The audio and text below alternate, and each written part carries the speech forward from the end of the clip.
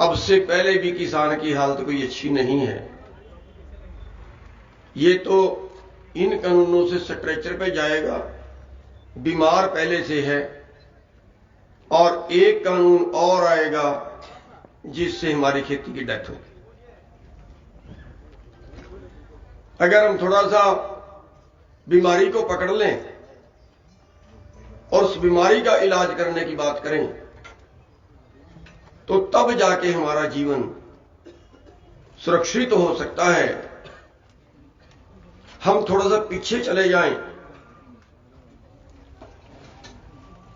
देश को आजाद कराया कि हमारे देश को अंग्रेज लूट रहे हैं। लूट से बचाना है। हर आदमी को जीने का अधिकार चाहिए, हर आदमी को समानता का अधिकार मिले, इसलिए देश को आजाद कराना जरूरी है। सब बराबर होंगे। वो अधिकार मिला केवल वोट डालने का। अंबानी को भी की भी वोट एक ही है, एक मजदूर की भी वोट एक ही है, लेकिन बाकी हजारों लोगों ने शहीदियां दी देश की आजादी की लड़ाई में, लेकिन किसी एक भी पूंजीपति का एक भी बेटा शहीद हुआ तो बता दो। जब देश आजाद हुआ तब उत्तम खेती थी। सब धंधों में बढ़िया काम, जो सबसे टॉपर काम था वो खेती थी। लेकिन आज खेती का स्थान तीसरा चला गया। उस वक्त उत्तम खेती थी, माध्यम व्यापार था, नीच नौकरी बोला करते थे। आज खेती कोई करना नहीं चाहता। क्यों? क्योंकि आप देश की आमदन का आंकड़ा देखिए, आप देश में पोजीशन देखिए। जब देश आजाद हुआ तब देश की जीडीपी में कह लीजिए, या मोटे शब्दों में समझा दूं, उस वक्त अगर देश 100 रुपए कमाता था, अगर देश के पास 100 रुपए होते थे तो 60 रुपए खेती से कमाए जाते थे। उत्पादन कम था लेकिन पोजीशन ये थी। देश की जीडीपी में उसका जो हिस्सा था वो 60% था। लेकिन आज है 100 रुपए में 10 रुपए। और अभी जो कानून आए हैं, अभी इनसे रह जाएगा 100 रुपए में केवल 6 रुपए, जहां पे आप टिकोगे आके। वास्तविक जो लड़ाई है वो ये है कि हमारी जेब की जो शुद्ध मुनाफा था वो कम होता जा रहा है। और इसका आप थोड़ा सा एक आंकड़ा और देख लें।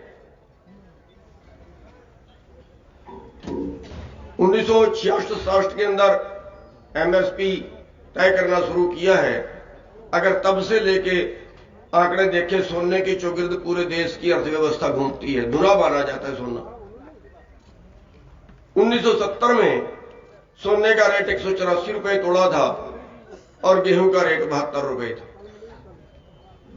यानी 2.5 क्विंटल गेहूं का था 1 तोड़ा सोना, और आज 25 क्विंटल गेहूं का है 1 तोड़ा सोना। अगर बाजार के बराबर खड़े, अगर आज भी 2.5 क्विंटल गेहूं का 1 तोड़ा सोना आ जाए तो फिर हमारा लेवल आज भी बराबर, आज भी हमारी उत्तम खेती है। अब ये पोजीशन है। इस पोजीशन के अंदर जहां पहले से हमारे पिछले 20 साल के अंदर 3.5 से 4 लाख किसान 1-1 लाख के 50-50 हजार के कर्जे में फांसी ले गए, क्योंकि बैंकों ने तंग किया, परेशान किया, फोटोएं लगा दी, मुकदमे कर दिए, जेलों में डाल दिया। इज्जतदार किसान था, फांसी खा गया, जहर खा गया। इतने किसान आत्महत्या कर चुके हैं। और इसी देश के अंदर 10,000 करोड़ 20,000 करोड़ के कर्जे में एक भी पूंजीपति ने आत्महत्या की हो, या जेल में गया हो तो बता दो। ये दो तरह के कानून कैसे हैं? किसान के लिए और पूंजीपति के लिए और, ये दो तरह के कानून कैसे हैं? अरे हमारे देश के एमपी, राज्यसभा के मेंबर 9,000 करोड़ मार के भाग गए। अरे वो करनाल का है 35,000 करोड़ मार लिया, और फिर एमपी के एमपी 90 करोड़ एक आदमी की एक साल की आमदन बनती है, और इसी देश में दूसरे आदमी की आमदन 9 रुपए प्रति घंटा नहीं है। कौन सा देश बना दिया हमने? आपके ऊपर जो कर्जा है, जितना टोटल कर्जा खेती का, उससे 2 गुना पूंजीपतियों ने मार लिया, जिसको एनपीए बोलते हैं, जिसने कई बैंक बढ़ा दिए, कई बैंक बढ़ा दिए। इतना कर्जा पूंजीपतियों ने मार लिया, और इतने कर्जे में एक भी पूंजीपति ने आत्महत्या नहीं की, एक भी पूंजीपति जेल में नहीं गया। क्या हो रहा है देश का? साथियों, इस व्यवस्था को बदलने की जरूरत है। 3 कानूनों को नहीं, इस पूरी व्यवस्था को बदलने की जरूरत है। और यह व्यवस्था बदलेगी कैसे? और अभी तक बदलती क्यों नहीं? इसलिए नहीं बदलती, किसी महात्मा से किसी ने पूछा था कि यह किस्मत क्या है। उसने पूछा है किस जमा मत, इसका संधि विच्छेद कर दो। किस जमा मत, मत का मतलब है बुद्धि। हम किस बुद्धि के हैं, वही हमारी किस्मत है। किस्मत आप खुद लिख सकते हो, और हमने अपनी लिखी नहीं। क्यों? जब वोट का टाइम आया तब हम जातिवादी बन गए, तब हम धर्मों के ठेकेदार बन गए। हमने वोट पाई जाति पे, हमने वोट पाई धर्म पे। कभी किसानी के नाम पे वोट पाई क्या आपने? कभी मजदूरी के नाम पे वोट पाई क्या आपने? 2 चीजें हमारे पास, एक हमारे पास हमारी फसल, और दूसरा हमारे पास हमारी मजदूरी। आज फसल की जो हालत है, हमारा 23 फसलों का एमएसपी तय होता है, बाकी का तो होता ही नहीं। बाकी में तो आप लूट ही रहे हो। 23 फसलों का एमएसपी तय होता है। उन 23 फसलों का अगर सारी सरकार खरीदे, अगर पूरा एमएसपी मिल जाए, कोई खरीदे अगर पूरा एमएसपी मिल जाए, तो हमारी जेब में जाता है, उनकी कीमत बढ़ती है 17 लाख करोड़। और आज हमें जो मिल रहा है वो कुल मिला के मिल रहा है करीब करीब 13 लाख करोड़, करीब करीब। 2017-18 में एक रिपोर्ट आई है, और उसमें बताया गया है कि पिछले 15 सालों में 45 लाख करोड़ एमएसपी से कम मिला है। एमएसपी से कम मिला है 45 लाख करोड़। आज के टाइम है मोटा मोटा आंकड़ा करीब 4 लाख करोड़ एमएसपी से न्यूनतम से कम से भी कम मिलता है। और वो हमारा अधिकार है। हम अपना अधिकार मांग रहे हैं, ये पाप हो गया। कुछ गलत मांग लिया। दूसरा है हमारे पास हमारी मजदूरी। आपके जो बच्चे पढ़े लिखे फैक्ट्री में नौकरी करने जाते हैं, छोटी कंपनी में नौकरी करने जाते हैं, कितने पैसे मिल रहे हैं उनको? 6,000 7,000 यही मिल रहे हैं ना। और जो न्यूनतम रेट है अनस्किल्ड का, वो मेरे ख्याल से हरियाणा का इस टाइम 9,500 के करीब है। यानी एक मजदूरी का जो हमारा न्यूनतम भाव है, उससे भी 1/3 कम। फसल का भी कम, मजदूरी का भी कम। बस ये दोनों चीजें। और उस दोनों चीज से आज क्या हुआ? आज हम कहते हैं देश की जीडीपी डाउन चली गई, देश की अर्थव्यवस्था डाउन चली गई। अरे भाई, जब आपके पास कुछ खरीदने की कैपेसिटी नहीं बचेगी जनता के पास, जनता तो कंगाल कर दी। जब जनता कंगाल कर दी, जब आपके हिस्से का पैसा अंबानी की जेब में चला गया, तो फिर वो सर्कल से निकल गया। और जीडीपी का मतलब होता है आपस का लेन देन क्या हुआ, खरीद फरोख्त क्या हुई। और जब आपने की खरीद फरोख्त नहीं हुई तो बाजार भी डाउन गया, वो बाजार वाले भी मारे गए, वो छोटे व्यापारी भी गए, ये छोटी फैक्ट्रियां भी गई और सारा पैसा चंद लोगों के पास चला गया। और फिर एक और डाका कि देश में मंदी आ गई। अब मंदी से देश को बचाना है। अरे भाई, मंदी से देश को बचाना है, इनको बांट दो, मंदी दूर हो जाएगी, खरीदने का सौदा इनके पास, खरीदने के पैसे इनके पास आ जाएंगे। पिछले साल देश के खजाने से 5 लाख करोड़ निकाला मंदी से बचाने के लिए। 70,000 करोड़ मारुति को दिया, 70,000 करोड़ देश के बिल्डरों को दिया कि कारें कम बिकी, 30% कारें कम बिकी, इसलिए मारुति को बचाओ, 70,000 करोड़ दान कर दिया। देश के बिल्डरों को बचाओ, 70,000 करोड़ दान कर दिया। उनके मकान कम बिके जो बड़े बड़े सिटी बसाते हैं। अरे भाई, कौन सा फांसी लेके मर गया सिटी बसाने वाला? 5 लाख करोड़ निकाल के ऐसे ही बांट दिया, देश के खजाने पे डाका। लाखों करोड़ हर साल इन बड़े पूंजीपतियों का माफ कर रहे हैं। जो मार लिया, जो एनपीए हो गया सो अलग, जो माफ कर रहे हैं वो लाखों करोड़ हर साल। और जो टैक्स छोड़ रहे हैं, जो देश के खजाने में आना था, सुन के कानों को यकीन नहीं होता, इतना बड़ा डाका है। किस तरह से लुटा रहे हैं देश को। बाबा रामदेव टैक्स के छोड़ने के ऊपर ना, टैक्स छुड़वा के देश 2 साल में 45वें नंबर से 5वें नंबर पे आ गया देश के अमीरों में।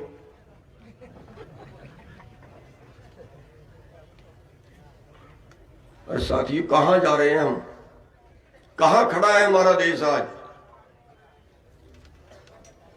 आज हमारा देश भुखमरी में 107 देशों में 102वें स्थान पे खड़ा है। करोड़ों लोगों को तो आज रोटी नहीं मिल रही, केवल 2 वक्त की रोटी। 2014 की रिपोर्ट बता रही है राष्ट्रीय नमूना सर्वेक्षण की कि हमारे 45% बच्चे जिनको हम पूरा खाना नहीं दे पाए, माँ बाप अपना पेट काट के भी देता है बच्चों को, जिनका वजन कम है, जिनकी बढ़वार कम है, उस देश के अंदर ऐसे कानून बना दिए जाएं कि वो चंद पूंजीपति ही और मुनाफे में चले जाएं। अब जो बची खुची कसर थी ना, वो इन 3 कानूनों ने निकाल दी। इससे क्या होगा? पूरा ये कृषि कानून नहीं है, इनको कृषि कानून कह के गलत प्रचारित किया जा रहा है। ये है एग्रो बिजनेस कानून, खेती के व्यापार के कानून। खेती के व्यापार सारा पूंजीपति करेंगे। क्यों? हमारी सरकार जितना एमएसपी दे रही है, जितना अभी खरीद रही है, उससे भी भागेगी। शांता कुमार कमेटी ने हरियाणा और पंजाब से सरकारी खरीद बंद करने की सिफारिश कर दी है। उसी के तहत मंडियां जो प्राइवेट मंडियां वो बनाई जा रही हैं। क्यों? हमारे देश की सरकार विश्व व्यापार संगठन में शामिल होगी और उसमें पहली शर्त है कि किसी देश की सरकार अपने देश के किसानों को वर्ल्ड मार्केट से ज्यादा भाव नहीं दे सकती। और अगर आपको वर्ल्ड मार्केट का रेट मिले तो फिर आपको खेती में वर्ल्ड मार्केट का मुकाबला करना पड़ेगा। और वर्ल्ड मार्केट का मुकाबला करने के आंकड़े ये हैं कि हमारे 80% किसान 2.5 एकड़ से कम के मालिक हैं। 2.5 एकड़ से कम के मालिक हैं। और अमेरिका में एवरेज 2,500 एकड़ की है, यानी 5,000 एकड़, 10,000 एकड़, 20,000 एकड़ के मालिक भी हैं। क्या 5 एकड़ का मालिक 5000 एकड़ के मालिक से मुकाबला कर पाएगा? वहां जमीन कम है, सॉरी आबादी कम है, जमीन ज्यादा है। हमारे यहां आबादी ज्यादा है, जमीन कम है। अब उनको तो आधे खेत खाली छुड़वाने पड़ते हैं और खाली खेतों की भी सब्सिडी देनी पड़ती है। उनको तो अपनी मार्केट ढूंढनी है, हिंदुस्तान में ढूंढ ली। अमेरिका से सामान यहां आएगा, सस्ते में आएगा, तो आपका महंगा कौन खरीदेगा फिर? क्योंकि वर्ल्ड मार्केट का मुकाबला करना है। अब की बार यहां मक्का पैदा हुआ, यहां का मक्के का जब आ रहा था मंडी में, उसी दौरान 5 लाख टन मक्का अमेरिका से आया और यहां वैसे तो 800 भी बिका, लेकिन मैं हरियाणा की बात कर रहा हूं जहां सबसे टॉप का रेट मिलता है। और बिल्कुल सुक्का मक्का, बिल्कुल सुक्का टॉपर रेट जो था वो 1100 तक था और एमएसपी है उसका 1850 रुपए, एमएसपी 1850 है। अब मोटे तौर पर ये मानिए कि अगर आपको वर्ल्ड मार्केट के रेट मिलते हैं तो फिर अब की बार गेहूं का रेट 1500 रुपए था। गेहूं अगर आपको 1500 रुपए में बेचना पड़े, मक्का अगर आपको 1100 रुपए में बेचना पड़े, धान अगर आपको 1100 रुपए में बेचना पड़े, कपास अगर आपको 4000 से 4500 में बेचनी पड़े, सरसों आपको अगर 3200 से 3500 के बीच बेचनी पड़े, तो क्या खेती कर पाओगे? ये छोड़नी पड़ेगी। ये कहते हैं ना कि हमने कहां लिखा कि किसान की जमीन छीनेंगे। अरे आप क्यों छीनोगे, हम बेचेंगे। भाई जब खेती करने काबिल ही नहीं बचेंगे, जब हमें मुनाफा हो ही नहीं सकता, अरे 5000 एकड़ वाले का 5 एकड़ वाला मुकाबला कैसे कर लेगा? दो तरह की बात है इसमें। ये खरीदेंगे वहां से जहां से सबसे सस्ता मिलेगा, पूरी दुनिया से जहां से सबसे कम भाव पे मिलेगा। यानी हिंदुस्तान में तब खरीदेंगे जब आप खाद्य तेल अगर मलेशिया के हिसाब से पड़ेगा, गन्ने का रेट वो मिलेगा जो ब्राजील के से चीनी पड़ेगी, उसी हिसाब से रेट मिलेगा। और बेचेंगे कहां? जहां पूरी दुनिया में सबसे महंगा बिकेगा। जरूरी नहीं बेचना हिंदुस्तान में। अब ये जो ब्लैकमेलिंग होगी बीच की, 4 साल पहले का उदाहरण है आपके सामने। महाराष्ट्र सरकार ने दाल से स्टॉक सीमा हटाई थी, बदमाशी के तहत गुप्त चिट्ठी लिखी थी। आज तक चिट्ठी को पढ़नी पता देश के सामने नहीं आई। और वो गुप्त चिट्ठी की केवल उन लोगों को पता था जिन्होंने माल खरीदना था। 7 या 8 व्यापारी थे जिन्होंने माल खरीदा। पूरे देश की दाल खरीदी, पूरे देश की दाल स्टॉक थी। नेट पे निकाल के देख लीजिए। उसके पहले साल में दाल कम है और उस साल में दाल ज्यादा है, लेकिन रोक के ब्लैक की 200 रुपए किलो बेची। आपके सामने इस बार प्याज हमारे से खरीदा 8 रुपए किलो और फिर बेचा 80 रुपए किलो। हमारे से आलू खरीदा 5 रुपए किलो और वो बेचा 40 रुपए किलो। अरे हमारे देश में तो आज तक ये भी कानून नहीं बनाया कि आखिर मुनाफा कितना लेगा। अरे 8 रुपए किलो में खरीद के 16 में बेच ले। अरे कोई सीमा तो हो। 8 रुपए में खरीद के 80 में बेचेगा, किस बात की सरकार है फिर? ये कानून अब आपके सामने बन गए कि पूरे देश का जो भोजन है वो चंद लोगों के गोदामों में कैद होगा। खरीदने वाले को तो कंपटीशन में सस्ते सस्ता खरीदेंगे। जब 7, 8, 10 खरीदने वाले होंगे तो बस अपनी मर्जी से ही खरीदेंगे, पूल तो करेंगे ही वो। अरे अब तो व्यवस्था खड़ी है। सर छोटू राव ने पंजाब के अंदर सबसे पहले व्यवस्था बनवाई थी 1939 में कि व्यापारी गांव से खरीदता है, किसान को नहीं पता मेरी फसल का क्या भाव है, कंपटीशन नहीं कर पाता, सबको मंडी में बेचनी पड़ेगी। व्यापारी मंडी के बाहर से नहीं खरीद सकता, मंडी के अंदर से खरीदेगा। 20 व्यापारी होंगे तो बोली देनी पड़ेगी और उच्चतम रेट मिलेगा। और उसके बाद व्यवस्था खड़ी की गई कि अगर वहां भी व्यापारी पूल कर ले तो उसके मुकाबले में सरकार की एजेंसी खड़ी होगी, व्यापारी की एजेंसी वो बोली देगी। बोली पे बोली पे पूरे देश, पूरे किसान का कोई भी माल खरीद सकती है। व्यापारी के मुकाबले में सरकारी एक एजेंसी खड़ी की गई, आज सबको ध्वस्त कर रहे हैं।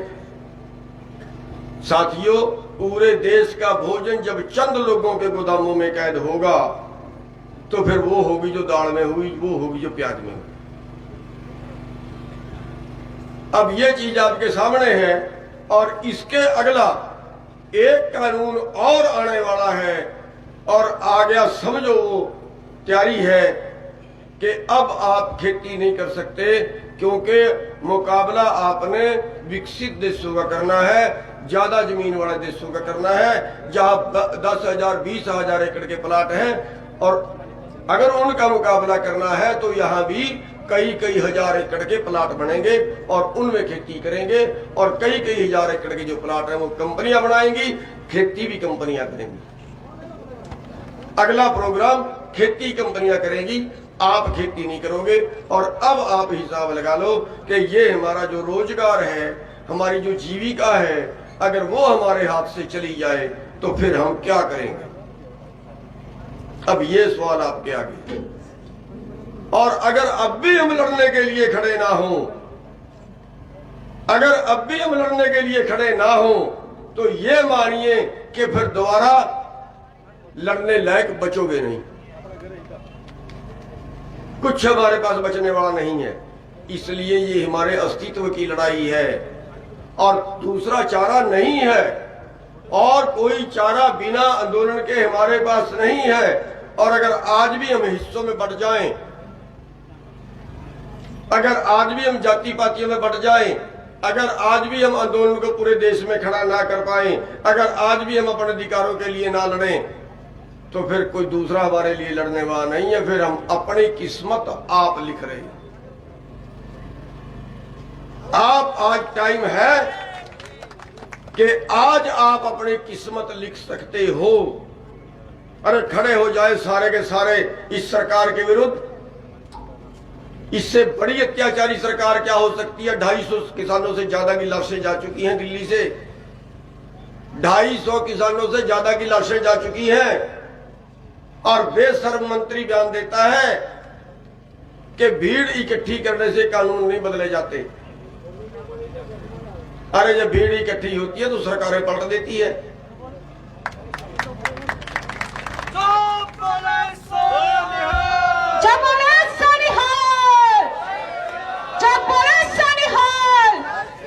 माफी चाहती हूँ, लेकिन ऐसे दिग्गज पुरुष हो तो उनके लिए एक बार नमन है।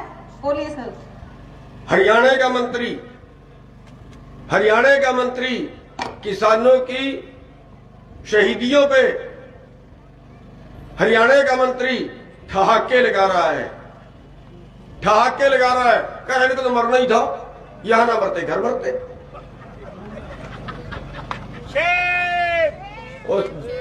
बिल्कुल बेशर्मी की भी हद होती है। उसको 10-12 किसान तो सुसाइड करके आत्महत्या करके वहां हो गए। एक देश का बड़ा संत था, गोली मार के मर गया मौके पे, कुंडली बॉर्डर पे। कितने एक्सीडेंट हुए, मर गए। और वो ठहाके ये कह के फिर ठहाके लगाता है। 4-5 लोग बैठे ठहाके लगाते। क्या कहें लोग। प्रधानमंत्री जी, टावर टूटते हैं, टूटे भी नहीं, केवले काटी पंजाब में जियो वालों की। बड़ा दुख जताया कि टावरों का नुकसान कर दिया, लेकिन 250 किसानों की लाशें चली गई, एक शब्द उनके मुंह से नहीं निकला। साथियों, आज जरूरत है हमें जागने की। आज 2 चीज है। सर छोटू राम ने कहा था, एक तो अपना दुश्मन पहचान लो और दूसरा बोलना सीख लो। अब आपके बोलने का तरीका ये आंदोलन है, ये है आपकी आवाज।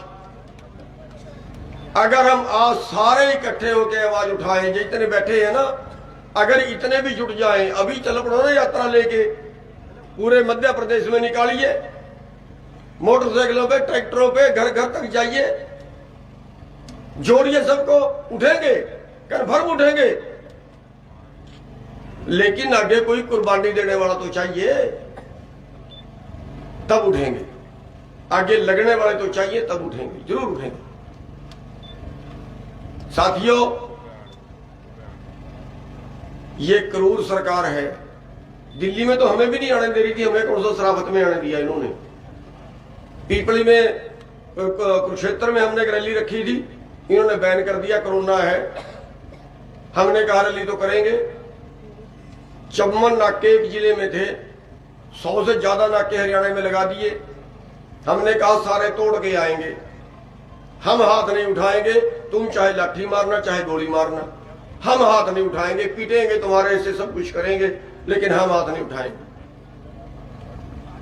साथियों, सिर पाड़े, सिविल में अपने पुलिस वाले खड़ाए हुए थे, सीधी खोपड़े मारे, लठ, हड्डियां तोड़ी, लेकिन रैली हुई, मौके पे हुई। सरकार को झुकना पड़ा, अधिकारी आए, माफी मांगी और ये कहा ठीक है रैली करिए। दिल्ली आना था, बैन कर दिया, दिल्ली में नहीं घुसने देंगे। अंबाला से लेके हमने बैरिकेड तोड़ने शुरू किए।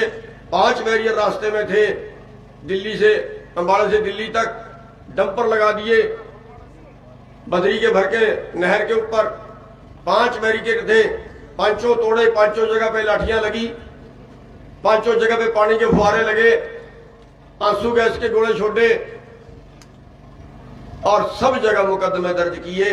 30-35 मुकदमे हमारे ऊपर दर्ज कर चुके हैं इरादा कत्ल के। हमने तो उंगली भी नहीं लगाई किसी को।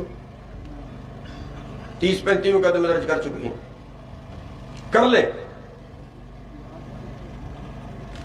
लेकिन सवाल इस चीज का है कि आज ये आंदोलन केवल हरियाणा और पंजाब से नहीं लड़ा जाएगा। ठीक है, वो लड़ रहे हैं, लेकिन आज देश के बच्चे बच्चे को इस आंदोलन में कूदने की जरूरत है। आपके धन्यवादी हैं, जितने प्रोग्राम हमने वहां से दिए, मध्य प्रदेश के भाइयों ने सबको फॉलो किया, चाहे हमारा रेल रोकने का था, चाहे सड़क रोकने का था, सब में बहुत अच्छा सहयोग आपका रहा। लेकिन इसको हर घर तक पहुंचाने की जरूरत है, इस आंदोलन को हर घर तक पहुंचाने की जरूरत है। इसलिए मैं आपसे ये बेनती करने आया हूं कि ये आंदोलन कोई हमारे लिए नहीं लड़ेगा, ये आंदोलन हमने खुद लड़ना पड़ेगा अपने लिए। और जो अपने लिए खुद नहीं लड़ सकता, उसके लिए परमात्मा भी नहीं लड़ता। और अगर आप खुद लड़ोगे, परमात्मा कभी किसी की मजदूरी नहीं रखता, फल जरूर मिलेगा। साथियों, आज मैं 2-3 बेनतियां करूंगा। एक तो ये बेनती करूंगा कि हम दिल्ली में रैली करने आए थे, हमारा अधिकार है, हम हिंदुस्तान के नागरिक हैं, हमारी राजधानी है दिल्ली, हमें नहीं आने दिया, लठ मारे, मुकदमे बनाए, बहुत कुछ किया, लेकिन हम शांति से बैठे रहे, हमने किसी पे हाथ नहीं उठाया। आपसे भी अनुरोध करूंगा कि अगर कहीं आंदोलन करना है, पुलिस रोके, हमने हाथ नहीं उठाना। पहुंचना तो अपनी मंजिल पे है, हाथ नहीं उठाना। पुलिस हमारी दुश्मन नहीं है, हमारे बेटे हैं, हमारे भाई हैं, कहीं ना कहीं से। अधिकारियों से हमने नहीं लड़ना, कानून के बांधे हुए हैं, वहां भी हम शांति से रहेंगे। लेकिन अगर ये बीजेपी वाले कहीं आके रैली करते हैं ना, अगर ये बीजेपी वाले आके कहीं कुछ प्रोग्राम करते हैं ना, इनका सब जगह बहिष्कार करें, मत घुसने दीजिए इन लोगों को। जय जवान जय किसान, जय जवान जय किसान। साथियों, ठीक है, किसी तरह से बागडोर उनके हाथ में चली गई, लेकिन मैं ये कहूंगा, इनसे बड़ा देशद्रोही नहीं हो सकता। आज क्या ये देश बेचने के लिए आजाद करवाया था? अरे देश की रेलें बेच दी, देश की सड़कें बेच दी, हवाई अड्डे बेच दिए, बंदरगाहें बेच दी, कंपनियां बेच दी, बैंक बेच दिए, छोड़ा क्या? और अभी और सेल पे लगा दिया। ये खेती बची थी, ये भी बेच दी। तो फिर इनके सामने हटेगा कौन? मुकदमे बनेंगे, उलाना मत देना मेरे को, मुकदमे बनेंगे, जड़ें भी काटनी पड़ेंगी, भुगतना पड़ेगा सब कुछ। लेकिन साथियों, सोने की परख भट्टी में ही होती है। जब जेल में जाओगे ना, परखे तभी जाओगे, मुकदमे बनेंगे, परखे तभी जाएंगे किसान। होगा ये सब कुछ तो। साथियों, एक तो इन बीजेपी वालों का इलाज कर दो। दूसरा, यह धर्म युद्ध है, केवल किसान का नहीं है। किसान तो लड़ रहा है, किसान ने तो आंदोलन शुरू किया है। अरे भाई, हम तो अपने खेत में 75% अपना जोगा पैदा कर लेते हैं। जितना हमें जरूरत होती है उसकी 75% चीजें हमारे खेत में पैदा होती हैं। लेकिन जो मजदूर हैं, जो शहर वाले हैं, वो तो सारा मोल लेके खाते हैं। ब्लैकमेल तो उनको और ज्यादा झेलनी पड़ेगी। ये सारे देश का आंदोलन है, इसलिए हम इसको धर्म युद्ध कहते हैं। और इस धर्म युद्ध में छोटे से लेके बड़े तक सब साथ देते हैं, तो धर्म युद्ध जीतते हैं। जब श्री रामचंद्र जी ने लंका पे चढ़ाई की थी ना, एक काटो ने, गिलिहरी बोलते हैं जिसको, उसने भी श्री रामचंद्र जी की पुल बनाने में मदद की थी। साथियों, यह धर्म युद्ध है। और इस धर्म युद्ध में जो साथ ना दे, चाहे वो किसी पार्टी का हो, हमें कोई पार्टी से मतलब नहीं है, चाहे वो किसी पार्टी से हो और चाहे वो बिल्कुल आजाद हो, किसी पार्टी का ना हो, अगर वो आदमी कल चुनाव में खड़ता है, जो इस धर्म युद्ध में साथ ना दे, अगर वो आदमी कल चुनाव में खड़ता है और किसी भी चुनाव में खड़ता है, पंचायत मेंबर से लेके एमपी तक, उसको वोट मत डालना, चाहे किसी को डाल देना।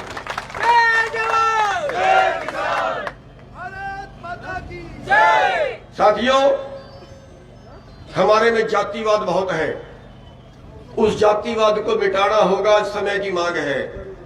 परमात्मा ने तो एक जैसे जीव ही पैदा किए हैं, हमने जातियों में बांट दिए। साथियों, अपने अपने गांव में कमेटियां बनाइए, आप दलित भाइयों के बीच चाहिए, उनको साथ में जोड़िए, उनसे बेनती कीजिए, उनसे अनुरोध कीजिए कि हम अकेला अकेला पिट रहे हैं, अकेला अकेला पिट रहे हैं। अगर इकट्ठे हो जाए तो 1 और 11 होते हैं, 1 और 11 होते हैं। साथियों, जो उनके त्योहार है, जो दलित भाइयों के त्योहार है, वो दूसरे लोग मनाए, और जो दूसरे लोगों के त्योहार है वो दलित भाई मनाए। हम एक और बेनती कर रहे हैं कि जो दलित भाई हैं वो हर घर में सर छोटू राम की फोटो लगाएं, और जो दूसरे भाई हैं, जो स्वर्ण जाति के भाई हैं, वो अपने हर घर में बाबा अम्बेडकर साहब की फोटो लगाएं। दोनों ने गरीब और मजदूरों के लिए लड़ाई की है, दोनों ने मजबूर लोगों के लिए लड़ाई की है, दोनों कारपोरेट के विरुद्ध रहे। साथियों, एक चीज और है, ये लड़ाई जनता वर्सेस कारपोरेट की है। ये भाई कह रहे थे हम दो हमारे दो, वो हमारे दो जो है अंबानी और अडानी को बोल रहे हैं, लेकिन भूल गए तीसरा और है।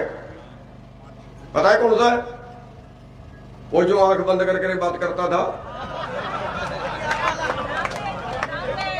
वो इनका तीसरा एक और जब पैदा हो गया, बाबा रामदेव बोलते हैं, उसका लाला रामदेव हो गया। इन तीनों का सामान का बहिष्कार कर दीजिए, इन तीनों के सामान का बहिष्कार कर दीजिए, बाकी किसी का खरीदिए सारे बाजार। साथियों, इतनी सी बेनतियां आपके आगे हैं, और इसके साथ मैं आपको बधाई देना चाहूंगा कि आप इतनी संख्या में इकट्ठे हुए, और मध्य प्रदेश के हमारे भाइयों ने हर उस आदेश को जो दिल्ली से संयुक्त किसान मोर्चा ने पारित किया, जो वहां से बेनती की, उस हर आंदोलन में आपने भाग लिया, आपने हिस्सेदारी की, और हम यहां तक तो आ ही नहीं पाए, लेकिन फिर भी आपने अपनी मर्जी से ये आंदोलन शुरू कर दिया है, इस आंदोलन में भाग लेना शुरू कर दिया है। हम धन्यवादी हैं यहाँ के आयोजकों के, हम धन्यवादी हैं जिन्होंने ये बीड़ा उठाया है। हम धन्यवादी है आपके कि आज हमारा हौसला बढ़ा है कि आज मध्य प्रदेश का किसान मजदूर इस धर्म युद्ध में शामिल हो। साथियों, बस इतनी सी बेनती के साथ अपना स्थान ग्रहण करूंगा और आपसे 2-3 नारे लगवाऊंगा। तो उम्मीद है कि नारा मुट्ठी बंद करके जोर से लगाएंगे। मुट्ठी बंद पता क्यों करनी है? पता क्यों करनी है? ऐसे में और ऐसे में अंतर ये होता है कि एक राजा था, एक बकरी थी उस राजा के पास। अब बकरी रजती नहीं है कभी, वो मुंह मारती रहती है। उस राजा ने आदेश कर दिया कि जो मेरी बकरी को रजा दे उसको मुंह मांगा इनाम दूंगा, और ना रजी तो फांसी चढ़ा दूंगा। अब एक कंपनी वाला था, उसने कहा, लालची तो होते ही हैं बड़े बड़े से लोग, उसने कहा मैं लाता हूं बकरी, बड़ा इनाम मिलेगा। मुंह मांगा, बकरी को ले आया, सारी रात उसको खड़ाया पिलाया, पूरी रजगी टाइट होगी। सवेरे लेके राजा के पास गया, राजा ने चारा आगे किया, बकरी ने मुंह मारा, कह रहा भी रजी नहीं, चढ़ा दो फांसी। अगले दिन के लाला जी गया, लाला जी ने कहा मेरे पास बहुत माल है, मैं जाऊंगा।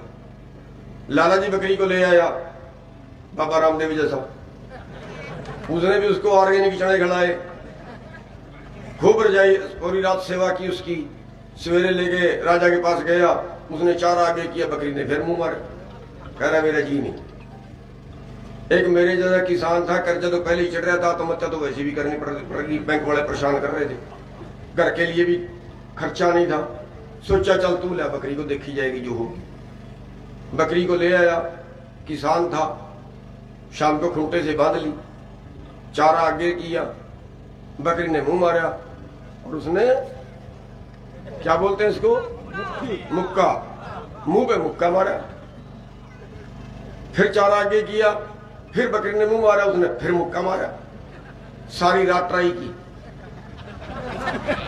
सवेरे लेके राजा के पास गया, वो दरबार कहते बोले अभी ये किसान भी गया, इसके तो पेट में बकरी के वैसे ही नहीं है कुछ। अब राजा के पास गया, राजा ने चारा आगे किया, उसने फिर वही दिखाया।